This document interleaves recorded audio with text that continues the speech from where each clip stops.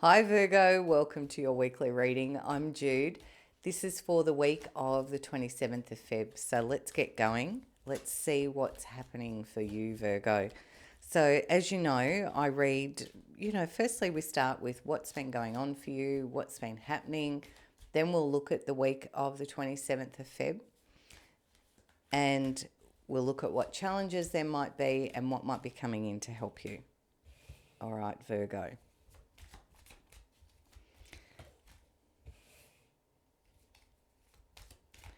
So what's been happening for Virgo? We've got the Seven of Wands, the Nine of Swords, and the Hangman. So Virgo, it feels like, for some of you, it feels like you've had to hold your line a little bit. I feel like there's been a bit of thinking going into this as well. Like you're feeling a little bit challenged, not overthinking, but like ruminating a little bit on something here. And I feel like you've been successful in holding your line, holding the boundaries. But there's something here, it feels like it's created a little bit of internal sort of thinking. And the need to be still.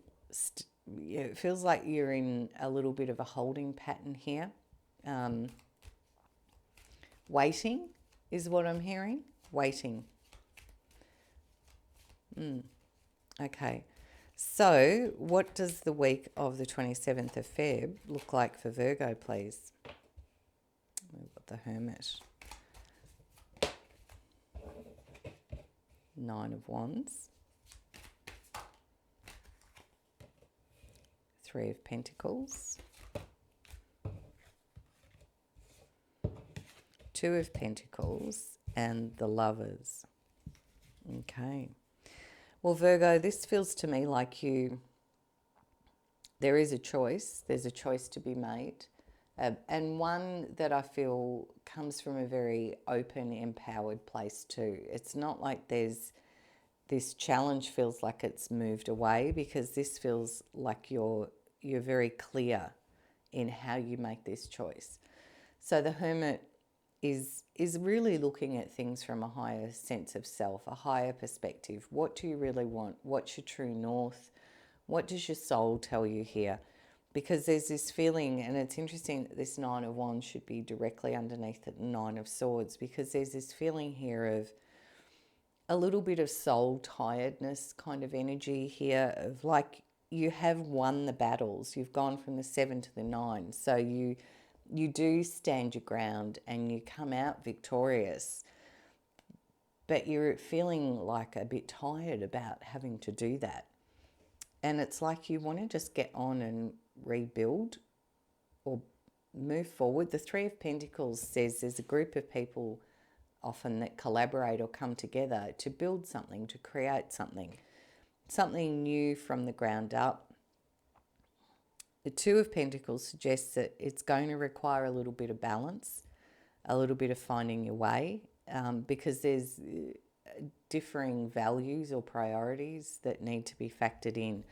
But generally, it's a choice to be made from a really empowered, clear energy here. So, what are the challenges in this for you, Virgo? What challenges show for Virgo, please?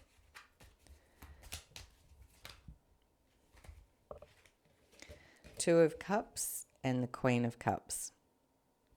So the challenge, Virgo, is going to sit in the emotional energy about coming to agreement and keeping cool with your emotions. Basically, that was very short and sweet, wasn't it? So Two of Cups, is a card where there's equity, balance, agreement, harmony. Two people coming together going, this is what we'll do, and signing off on it. Queen of Cups is very relaxed in her energy. You can see in her posture there. She's very relaxed. She's got her emotions under control. She's laid back. I'm okay. This is all good. And because these are the cards that are showing as a challenge, it's like finding agreement because it does feel like there's a collective energy here. Like this is like a group making a decision, it feels. And because of that, the challenge is going to be having the agreement and keeping your emotional balance. So what comes in to help you then? If they're the challenges, what comes in to help Virgo, please? And we've got the Hierophant, the Eight of Cups, the Four of Pentacles, Wheel of Fortune. I'm liking that. And is there anything else, please, for Virgo? Yep, great. Okay. So this is helpful here, Virgo. So we've got the Hierophant, the Eight of Cups, the Four of Pentacles, the Wheel of Fortune, and the Ten of Swords. And because we've gone from the 9 to the 10, it's like an end to that thinking, ruminating, overthinking. I'm done with the thinking. Because this is a helper card, it's like really allowing the new to come in, to start. So the Hierophant says this is very much coming in as a helper card. So often we get this when we're talking about a group, and we have been talking about a group here, of shared, aligned values, things, and this is what you're trying to work out here as well. But it feels like because that comes in to help you, it's like if everyone, I'm hearing like you draw up a charter of, this would be, if it was a startup company, it'd be everyone working out what the values of the organisation will be, and this is how we're all going to follow it, and we're all going to agree on these things. And there's an overarching energy here that aligns. So for some of you, it might be family. For some of you, it might be work. For some of you, it might be a startup or something like that. There's also possibly a relationship on the table. It's because these are general, it's going to be different for everyone. But it's like this comes in to help you. So it's like an alignment of values, and a structure and a framework gets put in place that everyone can work by. And the Eight of Cups says, because this is often a card where you go searching for your own emotional well-being, that sense of what's missing emotionally for you and looking for it. Because it is showing up as a helper card, along with the Four of Pentacles and the Hierophant, it feels to me like the search is over. It's like you find what it is that you've been looking for. The Wheel of Fortune says there's a whole new energy, a whole new cycle that feels like it's coming in here, Virgo, and one that allows you to end the thinking. And like if you've been chewing on something in your thoughts, it's like you get to end that. All right. So I'm going to close your reading out, Virgo, with a message from Spirit. For Virgo, please. And we've got the Five of Cups, and we've got the Eight of Wands. So the Five of Cups says, what's the emotional cost of this? What do I lose? What do I gain? How does that feel for me emotionally? And I feel like that sort of sits across this energy here.